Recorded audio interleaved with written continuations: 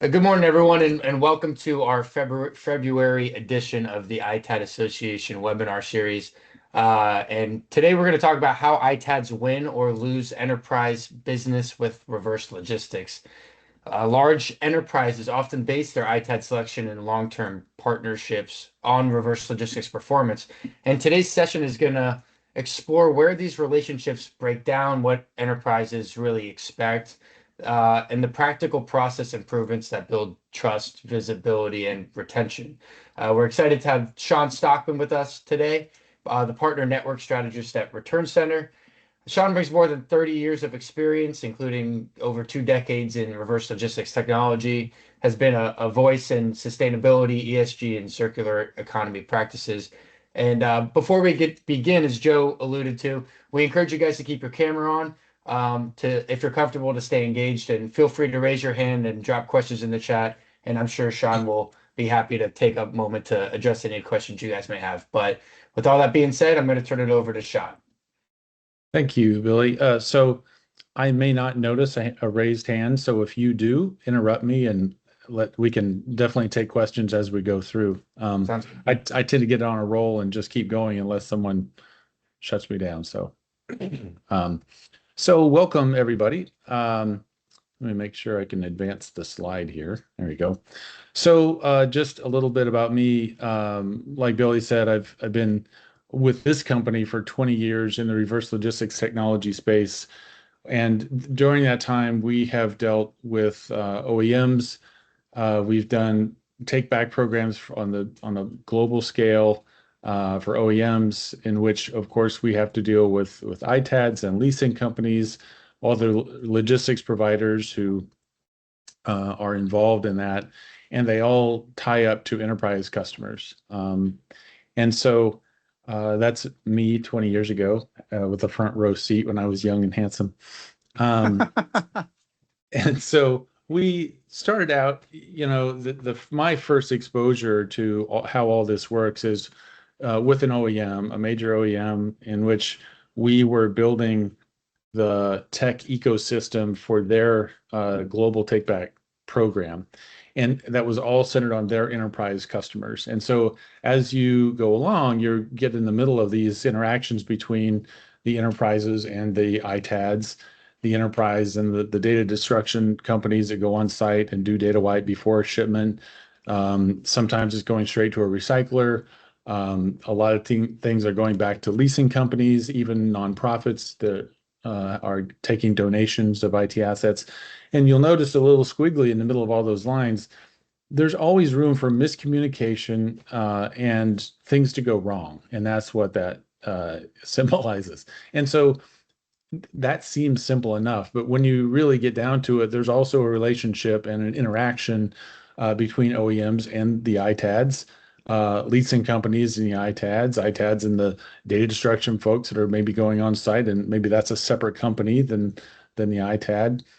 They've got to deal with the carriers, the logistics providers, and the carriers have to deal with each of these other entities too. So you got relationships between the logistics folks and recyclers, the end users, the lessors, the data destruction providers, nonprofits, and of course the OEMs. And so you have so many interactions going on for a range of take back programs, and there's a lot that can go wrong. And so that's what we're going to go into a little bit, and then we'll circle back to what you can do about it.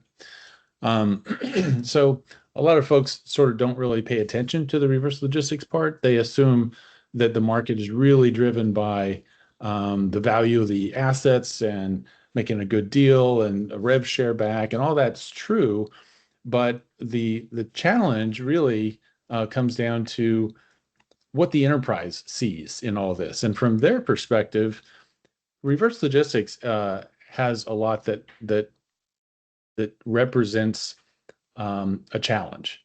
It's messy. And if you think about the difference between procurement, where things are starting out in a distribution center, nicely boxed up and on a pallet, shipping out to someone who's going to do the imaging maybe and do the installation, that's pretty straightforward. When you're talking about gathering stuff back, from disparate locations, trying to get gathered up, accounted for. It's messy and it's risky because a lot can go wrong, whether it's lost assets, damaged assets, lost data. Um, Data security is a huge issue because if the CEO's laptop is on a load and it gets lost, um, that can be a major problem if it hasn't been encrypted or wiped beforehand. Internal audits is what drives a lot of these IT asset managers to choose a partner that is not going to leave them hanging. They need to be accountable every step of the way because at some point, somebody's going to ask, okay, where did this one asset go? And you need to have a chain of custody and all the documents lined up. Um, and those documents are also part of a compliance play. So uh, at the end of the day, every company has a sustainability focus or at least somebody in the organization at the enterprise level that cares about sustainability, and they've got compliance issues, especially in Europe, that are related to sustainability. That's where the paperwork that is going to demonstrate what happened to those assets really come in handy. And so let's talk about where it breaks down. And in its simplest form, for an ITAD to get data or assets back from a customer, there's really just three parties involved, at least. So you've got the enterprise placing a request for a pickup, the ITAD who's going to arrange with a carrier or a logistics provider to go get it, and then there's going to be a little interaction between the carrier and the enterprise to arrange that, do the pickup, and get it going. So I've broken these down into three basic categories where um, there's a whole pre-pickup communication from a request all the way through scheduling. Then you have the actual execution of the logistics, which is the crew coming on site and doing whatever they need to do to get it palletized and shipped out. And then there's the post-pickup information flow, which is where you get to the compliance and security um, and accountability issues. So we're going to dive into each of these a little bit to see from a enterprise perspective how this might play out or what can go wrong. And just I should probably step back and say this whole webinar today is to help ITADs understand how they may be perceived by their enterprise clients, where we deal with a ton of ITADs, and a lot of times it's a very myopic, narrow vision of how they like to do business without a lot of thought given to what the reverse of that is from the enterprise perspective, how it is to do business with them. And that's what I want to go through. So it sounds really simple, but there's a lot that could go wrong just to organize a pickup. And it starts with the customer because they don't always know what they have to pick up. Some who are really tightly managed may have an actual serial number list. Most don't.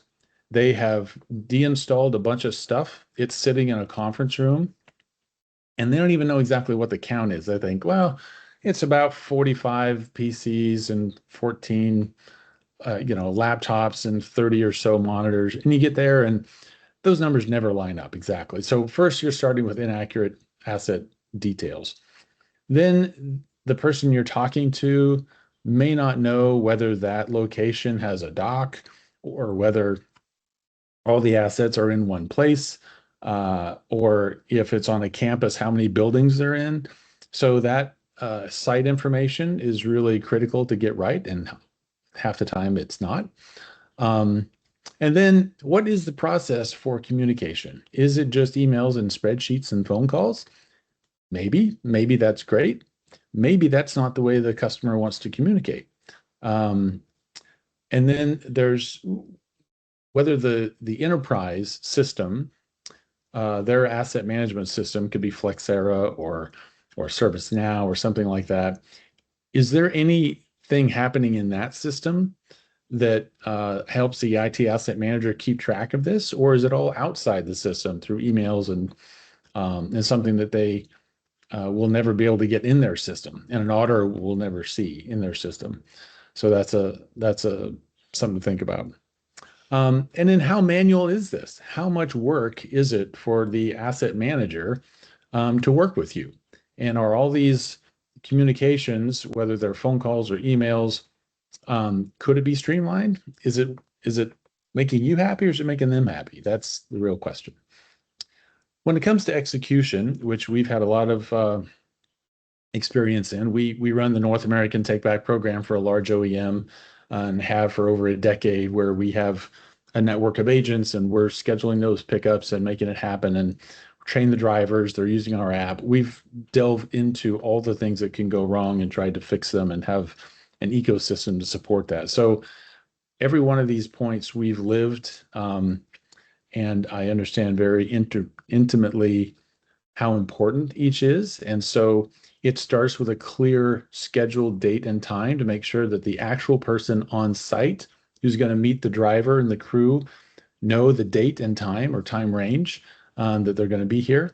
It's quite common that whoever arranges the pickup is, in one city and the actual on-site person has no idea. And so that's really important to make sure that you're talking to the people who are actually going to be there when the crew shows up. It happens all the time. It's one thing to run into a snowstorm or have a flat tire. It's another to just be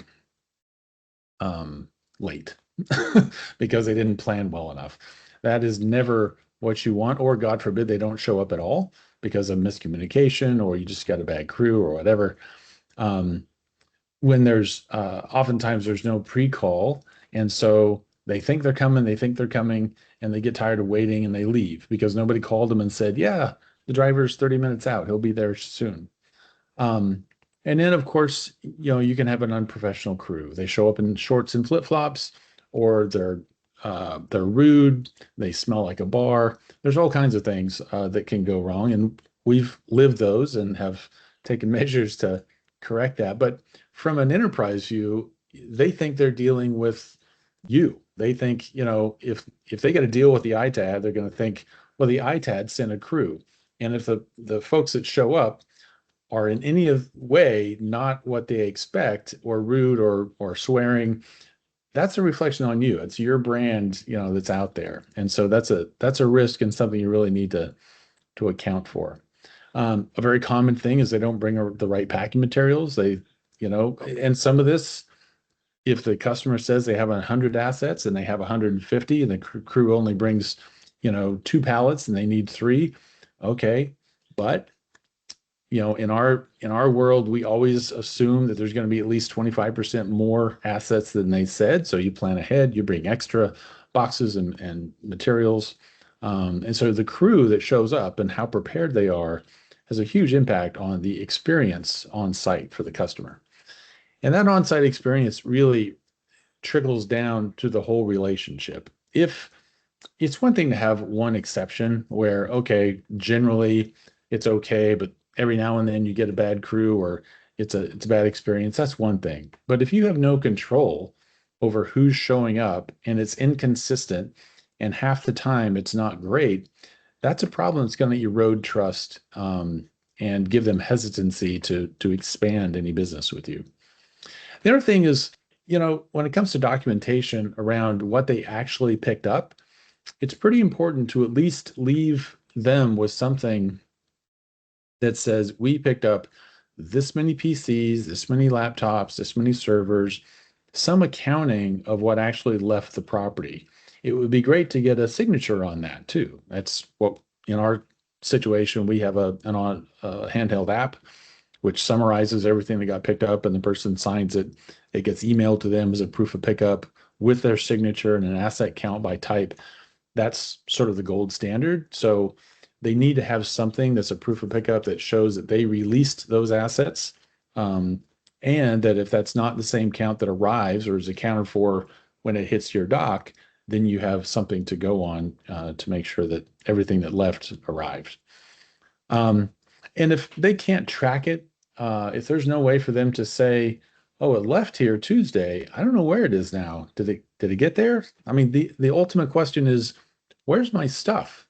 It sounds simple, but that inability to track in any system, whether it's your system or their own, is a trust factor. And if they can't track it and you are not very communicative, then they begin to wonder, and it erodes trust in the overall relationship. And then, of course, the worst can happen is that things arrive damaged or missing. And leasing companies charge extra for that, the missing, wrong, and damaged. Um, that they expect this list, and maybe they get that list, or they get a partial point of that list, and they're going to charge for every single one that isn't there or got damaged along the way. So that goes all the way back to the drivers and the crew. Were they trained to pack these things the right way? Did they bring the right materials? Was it consistent every time they do that? A lot of the damage happens at the very beginning when they don't pack it correctly. If they're stacking laptops instead of putting them vertically, they're not putting enough packaging around them. That's where the missing and damage comes in. I know that the logistics providers, oftentimes the LTL providers, get blamed for a lot of that. And sometimes they will lose a pallet or they'll run a forklift through it, and that's one thing. But a lot of the times that we've seen really go back to the crew that was on site. And they either didn't put enough shrink wrap around it, or they didn't package it well enough. And that, has the ripple effect all the way through. And at the end, a crucial part is what information are you giving them and how? So whether you're giving them an audit statement when it first hits the dock and you do a basic accounting on the serial number level, or even an asset count level. Yep, we got 14 PCs and 34 monitors and 12 laptops. Even if you can do an asset count when it hits the door, that's a great start. But I think there's a lot of other opportunities there to drop the ball. If you don't give them an audit and the first thing they see is a COD, that's great for asset bearing assets, but it doesn't account for the non-asset bearing. You need to be able to give an accurate and complete accounting of every asset that hit your door. If it takes a week or 2 weeks to get that information, that is not good. And that's where it's another factor they're going to measure when they look at who they want to work with, is how quick am I going to get a confirmation of what they got. If I know it delivered on Monday, I should be getting something that week. If it takes you longer than that, that's a risk of you losing their business because others will get it to them quicker. I know that the industry standard seems to be just giving a spreadsheet of here's a list of things that we got. Okay. What do they do with that? Have you ever asked the IT asset manager at your enterprise client, is that, useful for you? Is that a pain for you to get back into your system? If you knew what their process is, if they had a template that would help them import it into their system, if you don't have an API or something like that, how much more work would it be for you to put it in a importable spreadsheet that would make their life easier and make it easier to work with you? That's sort of the heart of the question there. I've talked to a lot of ITADs even in the last few months, and I ask this question often of how often do you get asked for a chain of custody? And a lot of them say hardly ever, or only when things go wrong. If you're not set up to be able to provide a chain of custody every single time in a routine, when things do go wrong, then they wonder if you just cobbled that together that time, or is it a standard process to be able to produce a chain of custody? And I think, again, going back to trust and understanding that you are at a competitive disadvantage if you can't prove a chain of custody on a regular basis, not just when things go wrong, it's another strike against you when it comes to your competition and trying to understand if you're at risk of losing that business. If you ever talk to an enterprise and you understand what their process is around disposition overall, you'll find that a lot of them may have manual processes only because no one has made it easy to automate them.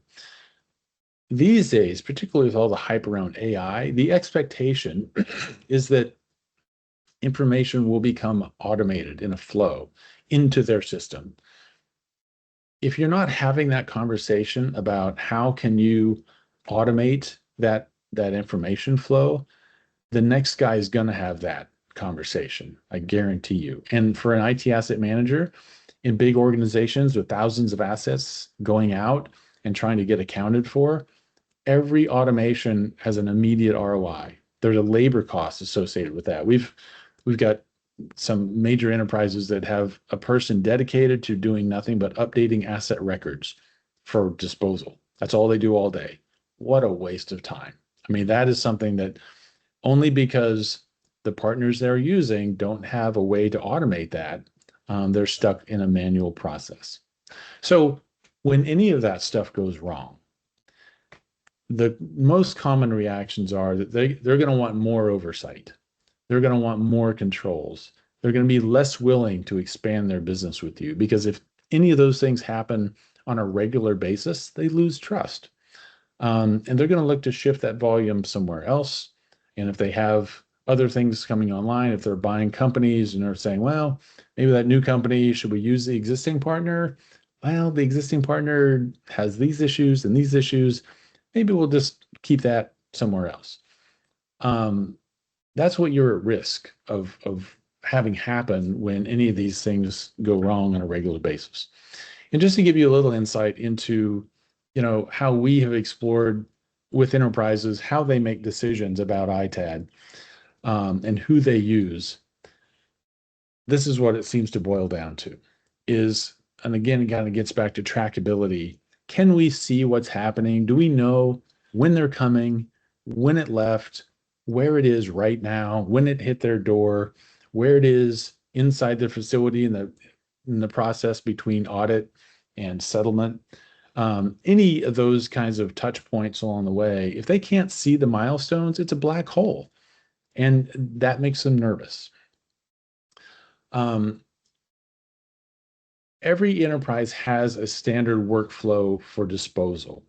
Whether they're using a system like ServiceNow or something else, they do have a workflow. And in the bigger organizations that use a system like ServiceNow, those workflows are scripted in the software. And so for a disposal workflow in ServiceNow out of the box, it's a 6-step process that they have to do. Whether or not you fit into that workflow is something you should know. If you're outside of their workflow, if your processes and your documents and your data don't fit their workflow, it means that you're a pain in the butt to deal with. And that's what you need to find out. Like how can you make it easier for them to work with you in a way that fits into their workflow? Maybe that's governed by the platform they use, like ServiceNow or Flexera, or any of those IT asset management software platforms. Or maybe it's just their institutional process that they've had for years and years. Whatever it is, that's what you need to work into. And they're going to work with the ones who make it easiest to work within their standard workflows. The other thing is when they, I don't know if you're familiar with Sarbanes-Oxley, it's a regulation that came out in the early 2000s. And part of Sarbox was that IT needs to be able to prove they have internal control, meaning when they ship assets, and this is true for public companies, and most enterprises of this level are public or work on that same level, is that if anything goes wrong, they have to prove that they took control, that they maintained control, they hired companies that had control over any assets that may pose a risk. And so if you're offering data wipe services at your facility, that means they're shipping assets with data, which is at risk. And if anything happens to something falls off the truck, or anything happens to any of the data, you're at risk. And now they are at risk because if you can't prove that you had control, they can't prove they had control. And the other question is, for large enterprises that are buying and selling companies all the time, they may start out giving you just their laptop business, and they want to think about, well, maybe can you handle PCs and servers? Whether you can scale is a huge factor.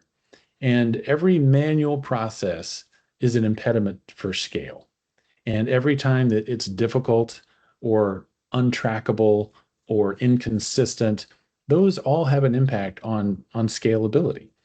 And so if you are weak in any of those areas, when it comes to expanding business, that's going to be a factor. Um, and so when you think about reverse logistics as a factor of dealing with a particular ITAD from an enterprise perspective, they're going to look for some of these things. Do you have a defined intake process that you can show? Can you do the execution of reverse logistics in a predictable way? Is it consistent in every zip code that you're picking up? Can you show visible outcomes to all these processes? Meaning, are the documents that you're giving them, the CODs, the settlement reports, the audit reports, are they proving that you have these controls in place and the consistent processes? And is the data that you're giving them, whether it's serial number data and value data and a settlement report, is it scientifically derived? I mean, if you're giving them ESG data like landfill avoidance, how did you come up with that? Like if you're using, there's a software out there called Bloom ESG that has ways to generate metrics for a lot of that stuff. That's a defensible system. That's all they do. They have a standard methodology. If you're using something like that, I'm not promoting them, but if you're using something like that you can go back to say, oh, well, that landfill avoidance number comes from this. That's an industry standard that we can point to. If you can't prove where that kind of data comes up, they think you made it up, and it's got to be defensible. You need to be able to either show that you're using a standard software like that, or share the methodology that was used to come up with it. And then again, like I mentioned, automated processes are always going to be favored over manual, and that goes for the whole logistics process as well. And so when you think about, for us, we're a technology company. We are a very narrowly defined reverse logistics technology company. And the platform that we use is a tool. It alone is not a strategy. But the benefits of using technology to drive a reverse logistics process is that it forces you into a process that is standardized. And if you can do that same thing every time and make sure every box is checked along the way, you have a lot better chance of having a predictable, repeatable, and consistent experience for the enterprise at the end. Obviously, technology is going to help automate. Everywhere there's a chance to remove a manual process and automate that, that's probably going to be a technology-driven process. Generally speaking, if you have an online portal or if you're feeding data into their IT asset management system and you can provide them visibility and auditability, that is going to be a benefit to you, and that is almost always technology-driven. So what happens when reverse logistics is aligned with what the enterprise wants? It enables growth because it's easier for them to adopt. They can think about expanding their scope or their volume with you because they think you are able to execute on a higher scale. If you can do it at a low level and do it well, you could probably do it on a bigger scale. If they have trouble at a small volume, they're sure as heck not going to give you more. And the other thing is, a lot of these companies move at a glacial pace. They don't like change. If they choose you, they would probably prefer to stick with you because they don't want to onboard another provider. And when it comes to scaling, it's always easier to use the partners that they have. And so they're in it for the long term, and they're looking for signals from you. Are you in it for the long term? Are you investing in technology that's going to position you to work better with them through automation, for example? If you can't show that you're making those investments and you're keeping up with the times, and I don't mean just like saying, "Oh, we got AI." You got to show that you're actually improving their processes and are positioned long term to grow with them. So I want to take you through a quick case study. And this is one that looks at ServiceNow, because if you don't know, ServiceNow has about half of the enterprise market. They've got 8,500 companies, global companies that use their software. About 85% of the Fortune 500 use ServiceNow to manage their IT hardware. And so we built an app in ServiceNow, two apps actually. And those two apps working together provide a lot of the visibility and automation that I'm talking about. So as a case study, just to kind of walk you through what could be possible, in this situation, let's say the enterprise downloads our app in ServiceNow, which means they can request a pickup in ServiceNow. They can say, I have these assets, it's at this location, and I'd like it picked up next week. That can go straight to the ITAD. And for us, for example, we have an integration with Macor ERP. And so for that integration, when someone at the enterprise customer requests a pickup in ServiceNow, it pops up in the ERP system if an ITAD is using Macor. It shows up and goes, oh, wow, client A has these assets in this location for next week. As the ITAD arranges the logistics the way they normally do, that data is pulled back into the ReturnCenter platform. We push that into ServiceNow so that the asset manager just sees everything that's happening as it happens, when things get scheduled, when they get picked up. It's just updating their system where they never have to leave the system they live all day in. And then as the documentation gets produced in the Macor system, and this could be an audit report or a COD or a settlement report, that is again pulled into our back end and then pushed into ServiceNow. So the IT asset manager sees that as they're produced. And then our second app, the Automate app, actually updates individual asset records that were processed by the ITAD. And so from start to finish, it's a hands-free experience for the IT asset manager. The only thing they ever actually had to do in their own system is request a pickup. And after that, everything else was automatically updated. They had complete visibility end to end from the time they requested it till it got scheduled.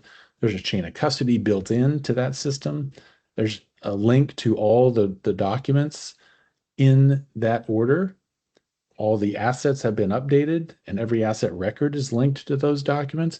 And they didn't actually have to do anything. That, in my mind, is a best case scenario where you have made it extremely easy to do business with you from an enterprise perspective, because they didn't have to take your spreadsheet and reformat it and import it and then double check to make sure it was accurate. They didn't have to, if the guy's on vacation, wait till he gets back to do it. It just happens. And it happens accurately because it's a data feed. It happens timely because it comes as soon as the data is available. And it's automatic. It's all the things that they want as a customer experience. That's the goal, to make it really easy to work with them. So, key takeaways. The enterprise buyers decide based on whether they can manage your process or whether they're staying in their own. And the whole point is to reduce the amount of effort they need to expand by making it simple and automating every time you possibly can. And so if the status and documents aren't visible, that obviously erodes trust. So you need to provide a consistent tracking ability for pickups and a chain of custody. If you can't demonstrate control, neither can they. And so you need to operate in a way that you can explain and they can explain and defend if it ever comes into question. It's a clearly defined process end to end. And so the workflows that they have need to be able to scale, or they are built for scale. And the question is, are yours? Are you standardized? Do you do it the same way every time? And can you customize it to their standardized workflow to make it easier for them? And again, consistency at every point of pickup is pretty huge. And you got to understand that from their perspective, they expect the same pickup in Cincinnati as they would get in Miami or Seattle or Tempe. So if you can pull that off, a consistent customer experience and execution, that's what's going to build trust. So I'll just kind of leave you with this. A lot of teams see themselves one thing and they think, what we hear a lot is, when it comes to scheduling a pick, I want to talk to my customer. I want that interaction. I want to build that relationship. I'm not sure that's what the customer wants. And so where you see yourself one way, here's maybe a few ways they see you. Maybe they're looking at ITADs and they go, oh, wow, these guys are just spreadsheets only. Or they have shown nothing to me other than maybe they're tech averse. Maybe they can't scale. Or, they never asked me what I want. Or they've never even heard of ServiceNow. How could I expect them to automate in that? And so, I do have a tool that I can make available to you. And if you email me, I will send you a link to this tool. It's a basic framework that walks you through some questions that you'll need to look at sort of introspectively. And I just leave you with this. The reason I know all this is because we run a platform that is like the Expedia of the ITAD industry, where we're actually connecting all those stakeholders. And so we've lived this for years. And I'm not here to promote that, but this is where all this information comes from. So if you want to email me, I will send you a link to our free diagnostic tool. You can rate yourself how you are doing, and it'll give you some feedback about ways you could improve. So I know we ran a little over time, but I'd be happy to take any questions if anybody has any. I got a question. Mm-hmm. We're actually in the final stages of the McCore ERP rollout. Mm-hmm. And I noticed I think it was recently, they announced the automation or the API with ServiceNow. Is that in connection with you guys, or is it independent? No, that is us. So nice. Okay. What they built is what we built together is an API between the ReturnCenter platform and McCore. Okay. And because we have an app in ServiceNow, any McCore ITAD who has a ServiceNow user customer can say, hey, download the ReturnCenter app, and that connects that customer to the McCore ERP system. Yeah, I was super excited about that. Absolutely. Because I know probably at least 70-80% of my enterprise customers use ServiceNow. So it's going to be amazing. We're working out the little kinks left in the McCore program, and we're going to launch it. And so I'm excited about that. So I'll definitely email you. Yeah, sure. It was a long time coming, and it took us about a year to get it all in place, but now it's amazing. And things just show up in the McCore system. As a customer requests a pickup, it shows up. And the ITAD doesn't have to change anything they do. They just do what they normally do. And as the data is available in that ERP, it gets pulled automatically and pushed automatically to the customer. And so it's hands-free on both ends. That is butter. How much easier does it get than that? Like, that's exactly the point. How many times as all of us in the ITAD sent your customers reports, right? And then, oh no, they're going to be audited. Hey, can you send me all those reports you sent me for the last 3 years again? Because I didn't file them correctly. It's like, right. Oh my God, Well, and that's honestly, that whole audit process is a huge driver around this. Yeah. And the other thing is, in ServiceNow is a good example. The way they define asset lifecycle ends at retirement. That literally out of the box, ServiceNow goes, oh, procurement, retirement, done. Well, that's great, but where did it go? Like, what happened to it? Who had it? Who had custody? What was it worth at the end? There's no connection to any of that data out of the box. And so we built our apps to start where ServiceNow ends, because that's the complaint we heard from our enterprise clients is it's all this manual work. Like, I'm sure everybody here in the ITAD world understands that the whole end of life process and the reverse logistic process is sort of the bastard child of Yep, IT. In the it whole is. world, it's all focused on procurement and optimization and yada, yada, yada. Great. But at the end of the day, an auditor is going to say, hey, asset number XYZ123, where did it go? Who Yep. had it? What was it worth? Did it get wiped? Those are the things that are going to come back to bite you and them if you all can't prove who had it, when, what you did to it, what was it worth, and where did it go?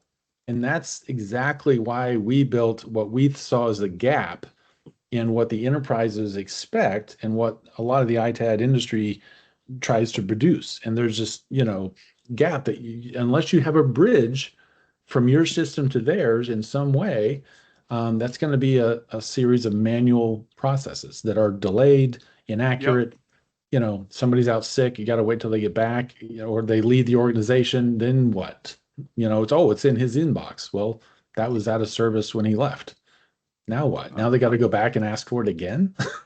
So Absolutely. yeah, Yeah.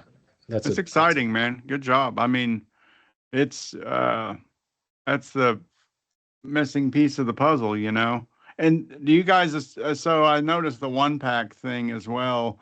Is that they affiliated with you all, and so they do so the white glove service? so one pack is the company name, and one pack's been around for 20 years, and we do have a managed white glove services that we can use, or you can use if you want to, but you don't have to. I mean, this works the way whatever you normally use for your logistics, you can use anybody you want, as long as whatever you put in the McCore system and your ERP for dates and whatever you put in there is going to get pulled and pushed into ServiceNow, Okay. Okay. regardless of who you use, or that has nothing to do with it. So you don't have to Okay. change anything you do. So Gotcha.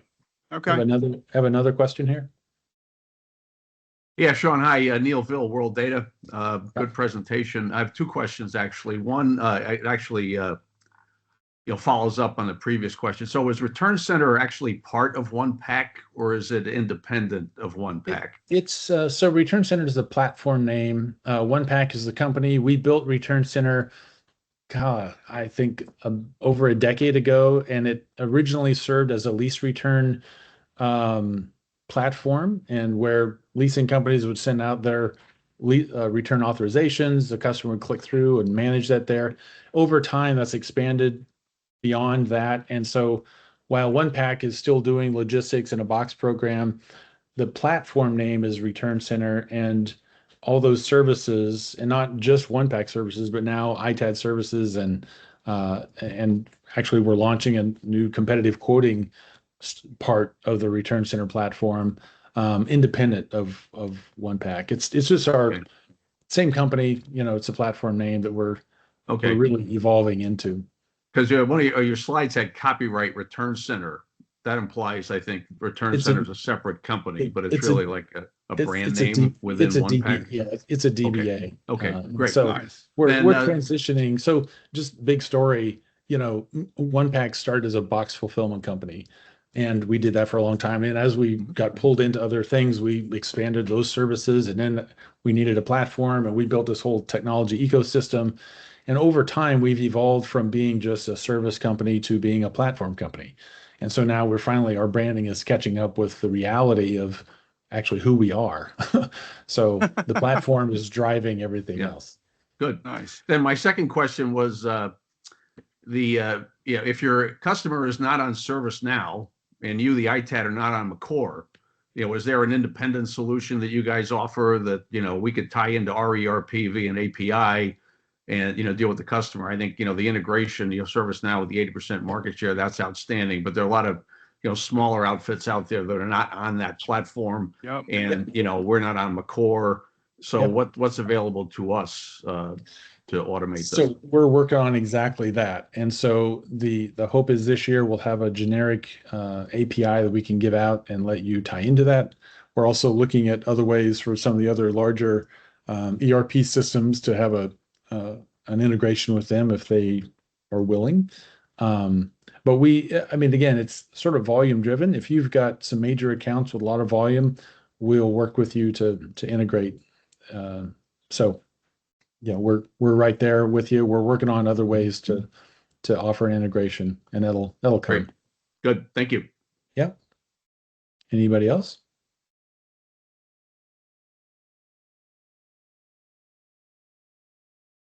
I'll try to access the chat here. I'm not sure if I can or not. I don't see that as a possibility here. I think Joe, did you ask a question or what were you? You're muted if you're talking. Did you put your email in there, Shawn? Yeah, actually, I'm just gonna paste a link to the diagnostic tool in the chat, and that's a questionnaire that you can fill out, and it'll give you it'll give you that as well. And if that doesn't work in any way, I'll also put my email address in the chat.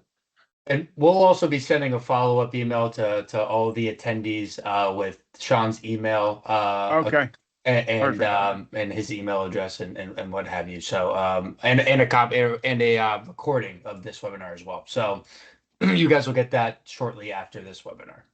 Nice. But I'd like to thank you all for attending. Shawn, great job. Really good. Thank you.